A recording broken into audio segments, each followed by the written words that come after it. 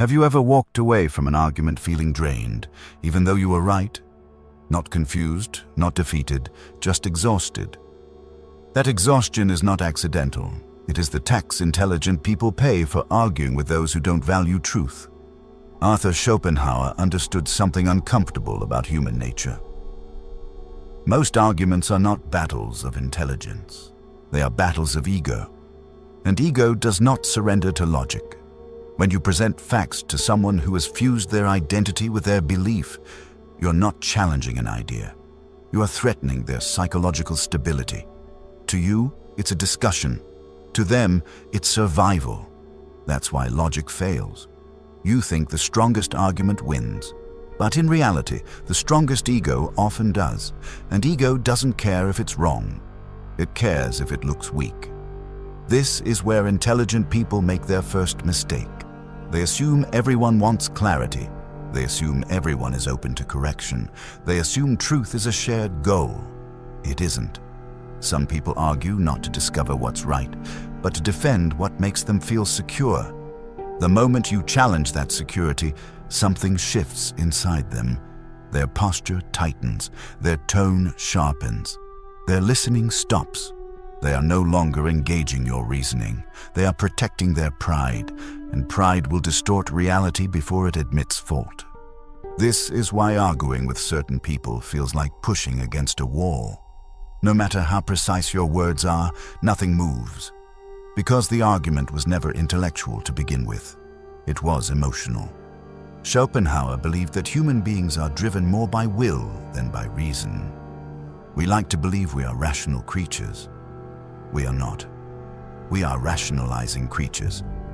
We use intelligence not to seek truth, but to defend what we already believe. And when you argue with someone deeply attached to their belief, you're not debating facts. You're confronting their self-image. That is a dangerous territory. Because when identity feels attacked, people don't think clearly. They retaliate. They interrupt. They misrepresent your words. They change the subject. They escalate. Not because they are smarter, but because they feel cornered. And a cornered ego is unpredictable. Here's the painful truth. If someone lacks the ability to step outside their own perspective, no amount of evidence will reach them. A contemplative mind, the kind Schopenhauer admired, can examine an idea without feeling personally diminished by it. But that level of detachment is rare. Very rare. Most people don't separate belief from self, so disagreement feels like disrespect. Correction feels like humiliation, and humiliation demands revenge. Now ask yourself something honestly. How many times have you tried to explain something clearly, only to watch the other person become more stubborn? Not because they disproved you, but because they refused to consider you. That refusal is not ignorance alone, it is defense. And when you continue arguing in that state, something dangerous happens. You begin lowering yourself to their level.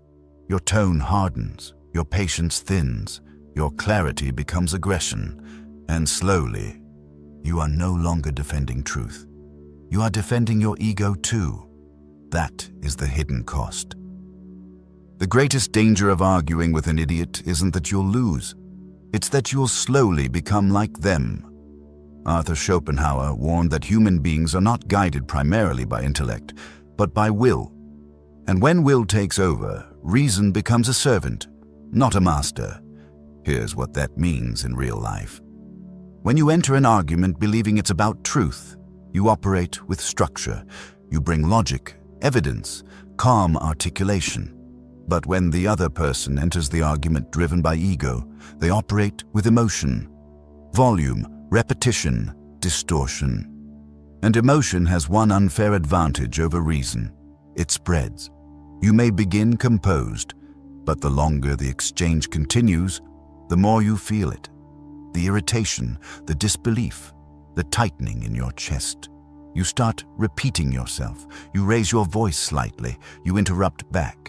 You become sharper, not because you lack intelligence, but because prolonged exposure to irrationality forces you to defend yourself on their battlefield. And their battlefield is chaos. This is the second mistake intelligent people make. They assume patience will eventually win, but patience without boundaries becomes self-destruction. The longer you argue with someone committed to misunderstanding you, the more your nervous system treats the situation as conflict. Your body doesn't distinguish between intellectual disagreement and threat. Heart rate increases. Stress hormones rise. Focus narrows. You're no longer debating, you're fighting. And here's the uncomfortable part. Fighting feels powerful, even when it's pointless. Your ego awakens too. You want to prove them wrong. You want to expose their contradictions. You want the satisfaction of intellectual victory. But that desire is the trap. Because once you want to win, you've already stepped away from truth and into pride. And pride is exactly what you are criticizing in them. This is how intelligence becomes a weapon against you. You start using your mind not to illuminate, but to dominate. Sarcasm replaces clarity. Condescension replaces explanation. You begin crafting arguments not to enlighten, but to embarrass. And at that moment, something subtle happens. You stop being the intelligent one in the room. You become the louder one.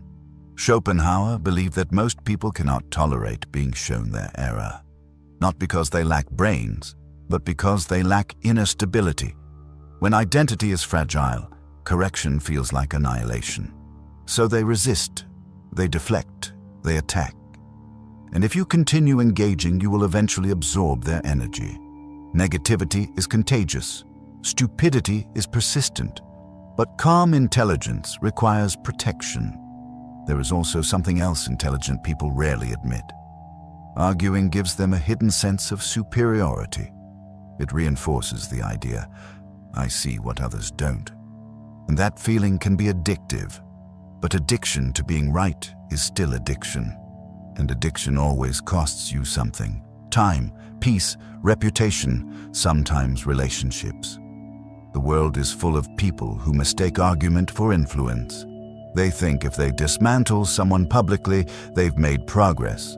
But humiliation does not produce transformation. It produces resentment. And resentment is a long memory. So here is the deeper question. What are you truly trying to achieve when you argue?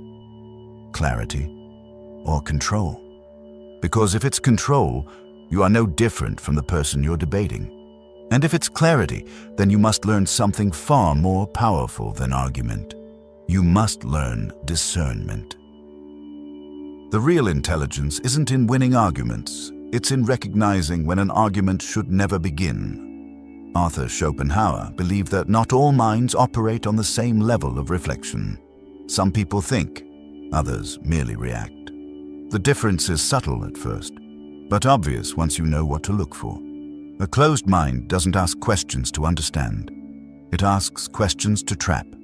It doesn't listen to respond thoughtfully. It listens to reload.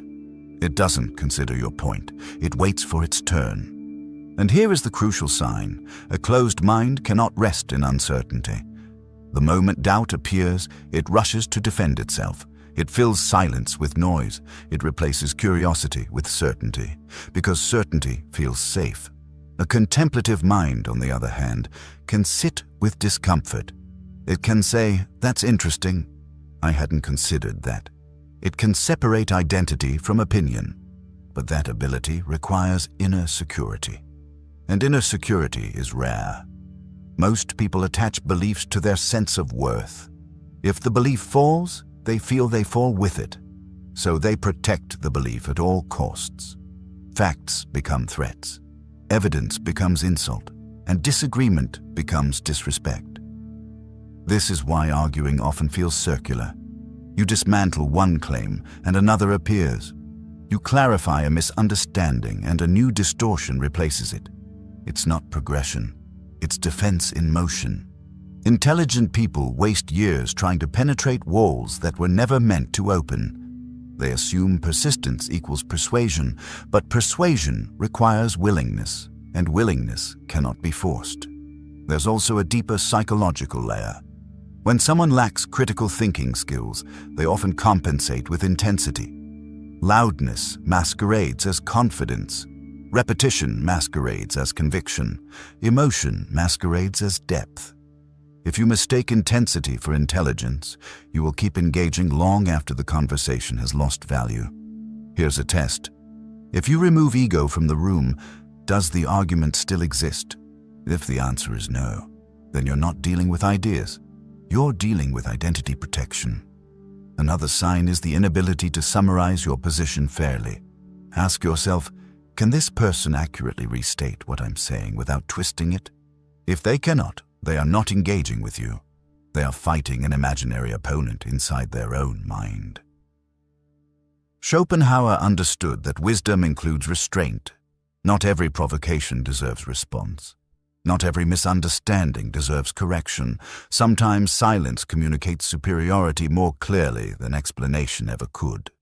But silence is difficult for intelligent people because they see errors everywhere. They want to fix them, correct them, improve them, yet constant correction creates constant friction, and friction burns energy. Energy is finite. Your mental clarity is finite. Your emotional composure is finite. Every pointless argument consumes all three. So the real question becomes, is this person capable of growth? Not intelligent, capable. Capable of reflection, capable of admitting error, capable of separating self from belief. If the answer is no, the discussion is not a bridge, it's a battlefield, and intelligent people don't win by fighting every battle. They win by choosing which ones deserve their mind. Most people think walking away from an argument means you've lost. It doesn't. It means you've measured the battlefield and decided it isn't worth your energy. Arthur Schopenhauer understood something most never grasp. Dignity is preserved not by defeating every opponent, but by refusing to descend to their level. When you argue with someone incapable of reflection, you don't elevate them. You lower yourself. So what is the strategy? First, recognize escalation early. The moment a discussion shifts from ideas to tone, from substance to sarcasm, from curiosity to hostility, that's your signal.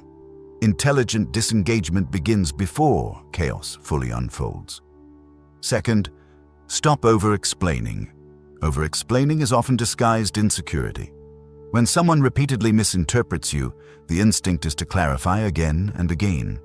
But repeated clarification to a resistant mind does not create understanding. It creates exhaustion. Say your point once, clearly, calmly. If it's ignored, let it stand. Third, refuse emotional bait. Some individuals provoke deliberately. They exaggerate. They mock. They twist your words slightly, just enough to trigger you. The moment you react emotionally, the dynamic shifts. Now you're not the composed thinker. You're just another participant in the noise. Silence in that moment is not weakness. It is control. Fourth, learn the power of non-participation. Not every statement deserves correction. Not every opinion deserves response. Sometimes the highest form of dominance is indifference. When someone realizes their provocations no longer move you, their leverage disappears. But here's where it becomes subtle. Disengagement must be calm, not dramatic. If you storm off, you confirm their narrative. If you insult them on your way out, you lose moral authority.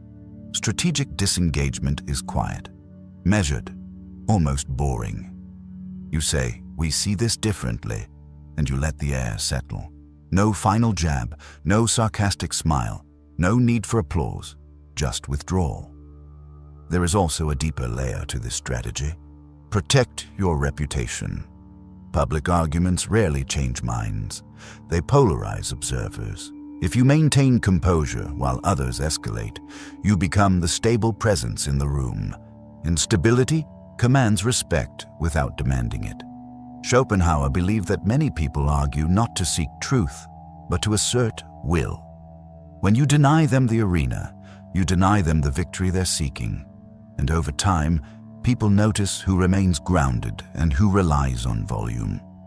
Another technique is redirection. Instead of confronting every flawed idea directly, shift the focus. Ask a question that forces reflection rather than delivering a correction that triggers defense. Questions open doors, accusations build walls. But even questions have limits. If reflection never comes, exit. Remember this: your intelligence is a resource, and resources must be allocated wisely. If you spend it proving obvious truths to those determined to reject them, you will have little left for meaningful conversations. The strongest people in the room are rarely the loudest. They are the most selective. There is one final truth most intelligent people refuse to confront. Arguing with idiots doesn't just waste your time, it reshapes you. Arthur Schopenhauer believed that constant exposure to irrationality corrodes inner peace, and corrosion is slow. You don't notice it at first, but over time, something changes. You become more reactive, less patient, more cynical. You start anticipating stupidity before it appears. You expect resistance. You prepare counter-arguments in conversations that haven't even begun. Your mind shifts from curiosity to combat readiness. And that is the damage. When your intelligence is constantly used as a shield, it stops being a tool for discovery. It becomes armor. Armor is heavy. You carry it into rooms that never required protection. You begin assuming people won't understand you, so you simplify too much or explain too aggressively. You lose softness. You lose nuance. You lose the calm confidence that once defined you. And worst of all, you begin enjoying the fight. You start looking for flaws. Spotting contradictions becomes a reflex. Correcting others becomes automatic. You feel sharp, but not peaceful. That sharpness feels powerful in the moment, but it isolates you over time. Because people don't remember who was logically superior. They remember how they felt around you. If they felt diminished, exposed, or intellectually cornered, they won't admire you.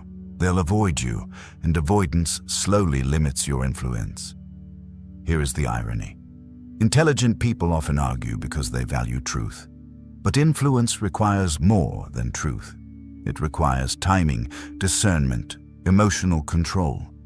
If someone is not ready to see, forcing sight only blinds them further. Wisdom is knowing the difference between someone who is ignorant and someone who is unreachable. Ignorance can be educated. Unreachability must be left alone. Schopenhauer's deeper message was not about contempt for fools. It was about self-preservation. Your mental clarity is rare. Your composure is rare. Protecting it is not arrogance. It is responsibility. Not every wrong statement requires your correction. Not every misguided opinion requires your intervention. Sometimes silence preserves more authority than argument ever could. And sometimes the most intelligent thing you can say is nothing. The world is loud. Opinions are endless. Provocations are constant. If you attempt to confront them all, you will burn out long before you make an impact. Choose your battles carefully. Engage only where reflection is possible. Speak where growth can occur. Withdraw where ego dominates. That is not surrender. That is strategy. If this perspective challenged you, good. That discomfort means you're thinking beyond reaction. And if you value conversations that sharpen your mind instead of draining it, stay close to ideas that demand depth, not noise. Because intelligence isn't proven in argument, it's proven in restraint.